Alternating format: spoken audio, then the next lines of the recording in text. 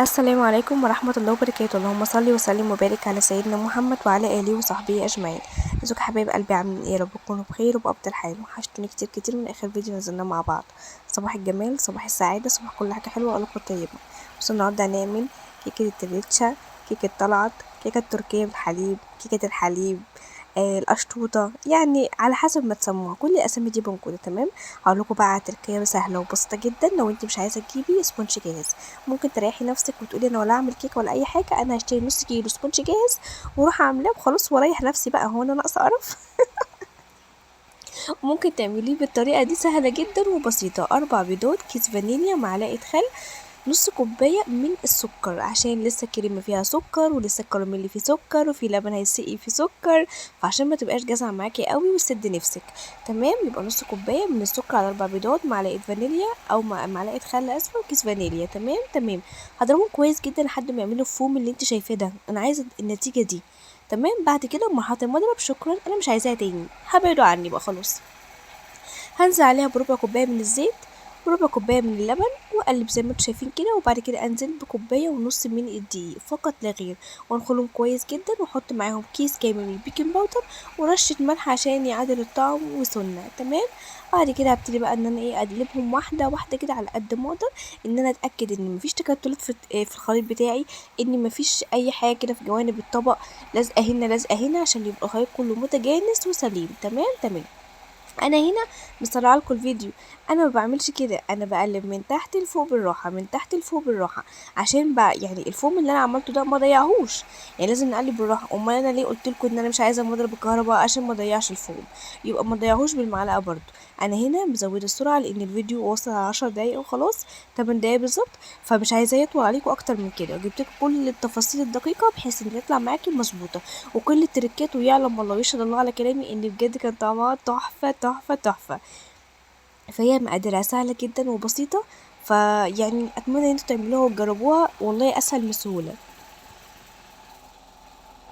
المهم زي ما انتوا شايفين كده، انا حطيت كوبايه الدقيق الاول وبدات بقى ان انا اقلبها بالراحه. بعد كده نزلت بقى بنص كوبايه الدقيق التانية، وهكذا اقلب بالراحه. جيت بعد كده اخدت بس القطعه بتاعه المضرب دي اللي هي عملتها بس بايدي كده في الاخر، اتاكد ان انا يعني مفيش بقى تكتلات ومش اي حاجه. انا متاكده بالمعلقه، بس قلت اتاكد تاني بالمضرب قبل ما انزل الخليط في الطاجن بتاعي. طبعا بما ان انا هعمل كيكه اللي هي كيكه الحليب او كيكه تركيه او مش عايزه اسمي الاسامي كلها او القشطوطه، فانا هشتغل كله في طاجن واحد. فلما بكون هشتغل كل حاجه في طاجن واحد ومش هنقل من صينيه لصينيه او من قالب لقالب، بعمل ايه؟ بسوي كله يعني الاغلبيه في الطاجن البايركس، بيبقى شكله شيك وحلو وجميل، وتقدميه بجد في التصوير برضو بيبقى حلو. من جميع الجهات بيبقى شكله جميل، حتى لو كان عندك عزومه هتحطيه وتقطعي او مثلا مناسبه، فبجد بيبقى شكله تحفه. ده انتم بس حمين الزيت وانزل بالخليط بتاعي.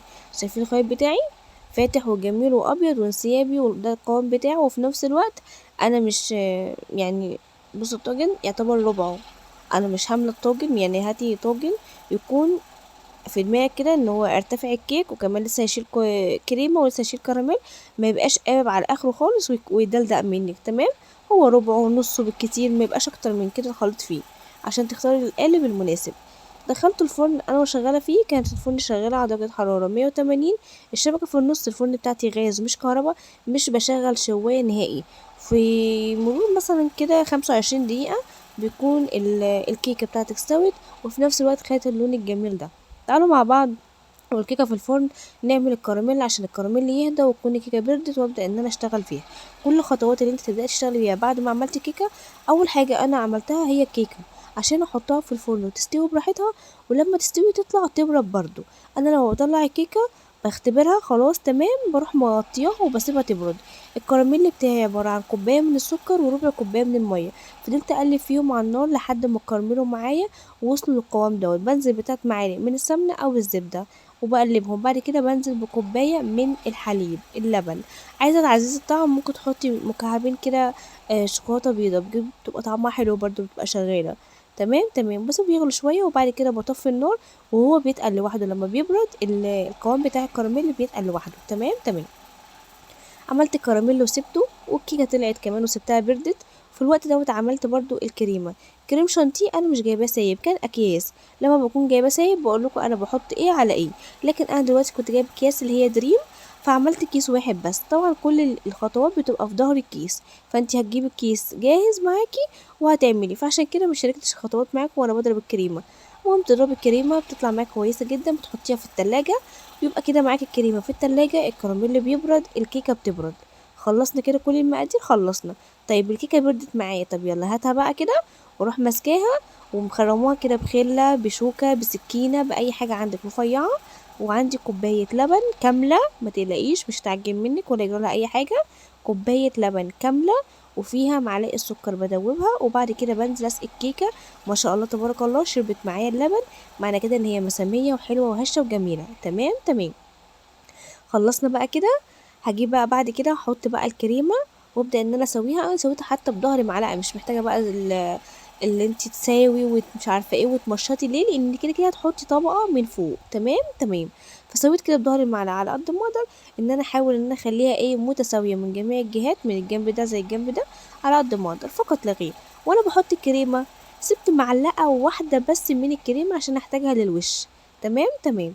حطيت الكريم كلها وسويتها، وحطيت عليها الكراميل زي ما انتوا شفتوا من فوق، ومن غير ما اعمل بايدي. انا بس كده بميل الطاجن يمين شمال، وهي بقى ايه خدت بقى كده ايه شكل الطاجن كله زي ما شفتوا معايا. خلصت. جبت الكيس اللي انا حطيت فيه معلقه الكريمه، كنت حاطه عليه كمان معلقه لبن عشان تبقى سايبه معايا اكتر، عشان اقدر ان انا احطها وش.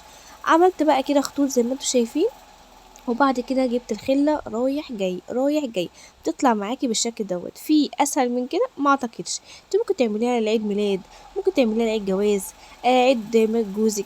حاجه سهله وبسيطه، وما اشتريتيش من بره، وما كلفتكيش كتير، وكل حاجه موجوده في البيت على ما اعتقد يعني. مفيش حاجه تكلف فيها قوي. فبجد هي جميله جدا، فجربوها تعجبكم جدا. تمام تمام. حطيتها بقى في التلاجة يعني مثلا اقل واجب 6 ساعات، عشان تطلع معاكي متماسكة، والخلطة بخرطتها، والكريمة ماسكة، والكراميل، وكل حاجة لازم أقل واجب 6 ساعات. لا إما بقى تعمليها بقى من قبلها بليلة، تعمليها بالليل مثلا، وتبدأي مثلا المناسبة تكون تاني يوم بكرة، أو مثلا هتاكلوا منها بكرة. فبجد هتبقى أحلى وأحلى وأطعم. المهم زي ما انتوا شايفين جبنا الاطباق، وقلت يلا بقى قسم لي يا اسامه. بدأ اسامه جوزي يقطع لي زي ما انتوا شايفين. وهنا بقى حبيت ان انا ايه اوريكم شكلها من جوه عامله ازاي. بصوا هي مش معجنه، هي مستويه، وزي ما انتوا شايفين كده شاربه اللبن كله، ولا هو مدلدق منها ولا سايب ولا اي حاجه. اللهم بارك، كان طعمها تحفه تحفه تحفه. كل حاجه كانت متجانسه، ونسبه السكر اللي فيها هتبقى حلوه جدا، ما تقلقيش مش قليله خالص والله. لا بالعكس حلوه، لان طبعا كل حاجة فيها سكر، فعشان ما تجزعش نفسك. فكله وانت بتاكلي كده بتاخدي كراميل مع كريمة مع كيكة، فكله يبقى متحلي. جربيها تعجبك جدا. باي باي.